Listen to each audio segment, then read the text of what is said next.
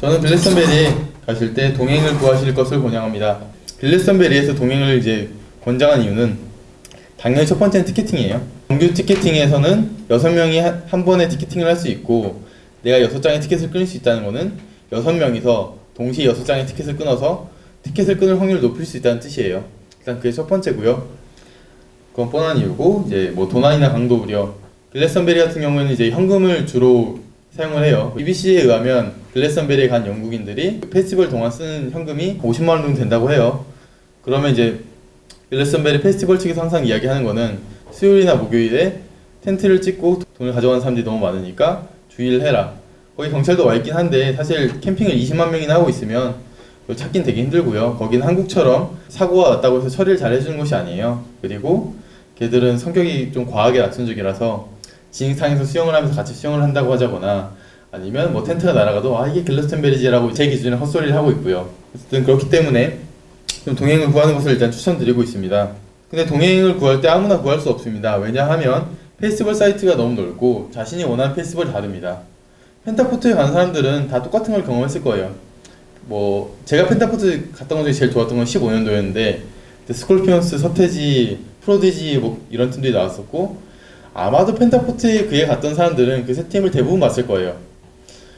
그 2012년도에 막 그 탑밴드 백두산 나왔던 그런 해에 헤드라이너 스킵하고 술 마시러 가는 경우가 아니라면 대부분 2012년도 지단밸리 갔던 사람들은 이제 뭐 라디오도 봤을 거고, 16년도에 가는 사람들 내다 봤을 거예요. 근데 글래스턴베리에서는 달라요.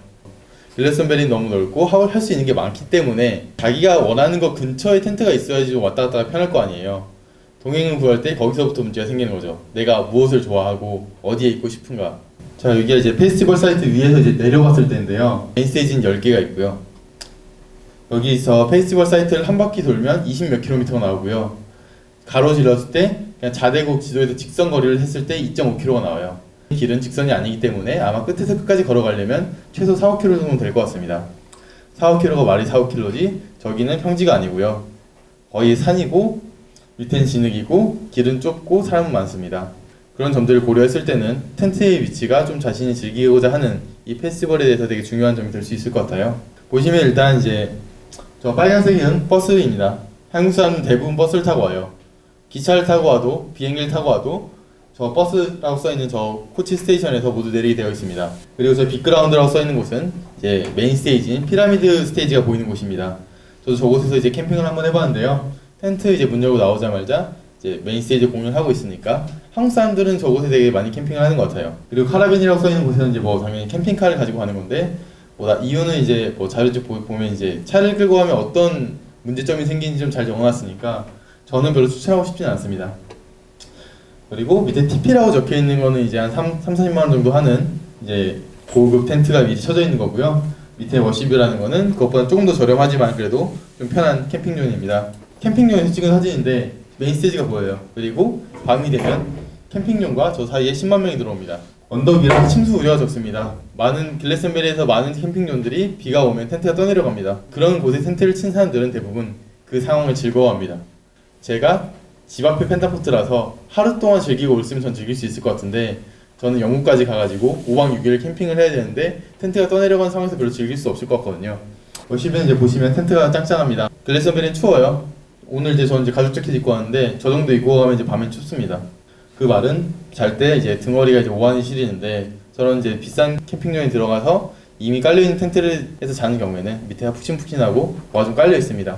보통 캠핑존에 가면 이제 밑에 담요 깔고 이제 경량 침낭 하나 이제 덮고 그 위에서 이제 핫팩을 까는데요. 물론 그건 이제 추위를 느끼는 경우에 따라 다를 거고, 이제 좀 사람 몰골을 포기하고 이제 반팔에 이제 5개쯤 껴입을 수 있는 사람들은 좀 덜할 것 같습니다. 제가 갔을 때는 1인당 18만 원 정도였는데 내년에는 한 22만 원 정도 되는 것 같습니다. 아직 뭐 가격표가 정확히는 안 나와서요.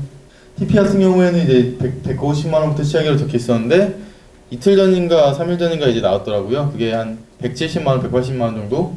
거기엔 4인에서 6인 정도가 들어갈 거고요. 되게 편합니다. 이제 워시뷰 같은 경우는 이렇게 좀 다양한, 사실 뭐 다 비슷한데 이 캠핑장 끝에서 캠핑장 입구까지 가는데 한 10분 정도 걸립니다. 그 점을 고려하면 텐트가 작은 것을 이제 구매하는 것이 조금 더 비싸거나 혹은 조금 더 이제 텐트가 좁더라도 더 나을 수 있습니다. 북쪽에서 이제 텐트를 치시는 분들은 대부분 내가 하다가 안 되면 그냥 버스 타고 나갈 거다라는 각오를 가진 분들이 많습니다. 저곳에는 가족 캠핑장이 있고요. 사일런트 캠핑장이 있습니다.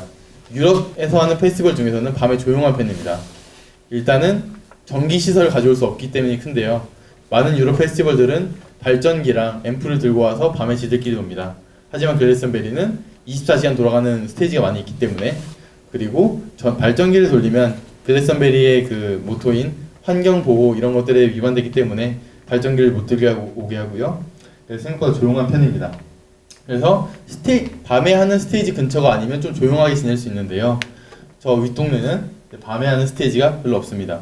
그래서 저기 가족 캠핑존 이런 것들이 많이 있고요. 저곳에 있으면 이제 짐을 들고 많이 걷지 않아도 된다는 점, 그런 점이 가장 장점인 것 같습니다. 캐리어를 들고 가셔도 큰 무리가 없고요. 아까 빅그라운드라고 써져 있는 곳에 캐리어를 들고 가신다면 캐리어를 들고 지금 여기 연세대 올라오신 거에 한 10번 반복 정도 생각을 하시면 될 것 같습니다. 자, 남쪽에 가면 이렇게 딱 봐도 지대가 낮죠? 저 뒤쪽에 언덕이 보이죠? 낮기 때문에 침수될 확률도 좀 있고요. 이곳에서는 한쪽에서는 밤새도록 레게하는 곳, 한쪽에서는 밤새도록 스카 음악하는 곳, 한쪽에서는 캠프파이어, 한쪽에서는 게이바, 그 옆쪽에서는 그 EDM 틀어놓고 노는 곳이 쫙 깔려 있고요. 그렇게 재밌게 놀 수 있는데, 그 옆에는 이제 TP가 있습니다. 그리고 TP 너머에는 워시뷰가 있고요. 뭐 캠핑장별 특징 이런 것들 이제 뭐 자료집에 적혀 있으니까 보시면 될 것 같고요. 정하실 때 이제 나는 샤워실이 필요한가, 20만 명이 들어가는 캠핑존에 TP나 워시뷰 같은 이제 유료 캠핑용을 하지 않으면 샤워장이 한 두세 개 있어요. 20만 명이 샤워장 두세 개에서 씻는 게 말이 안 되잖아요. 샤워장이 크지도 않아요. 거기 있는 사람들 대부분 안 씻어요. 드라이 샴푸를 들고 와서 머리를 말리고요. 클렌징 티슈 그런 거 들고 와서 닦는다던가, 아니면 이제 수도가에서 물을 떠가지고 씻으면 될 거라고 생각하는데 수도가에서 물도 잘 안 나와요. 글래스턴베리에서는 이제 물을 좀 펑펑 쓰는 건 되게 좀 상상하기 힘들고요. 물을 펑펑 쓰려면 아침에 7시에 일어나가지고 수도가에 가서 줄을 서서 물을 받아야 합니다.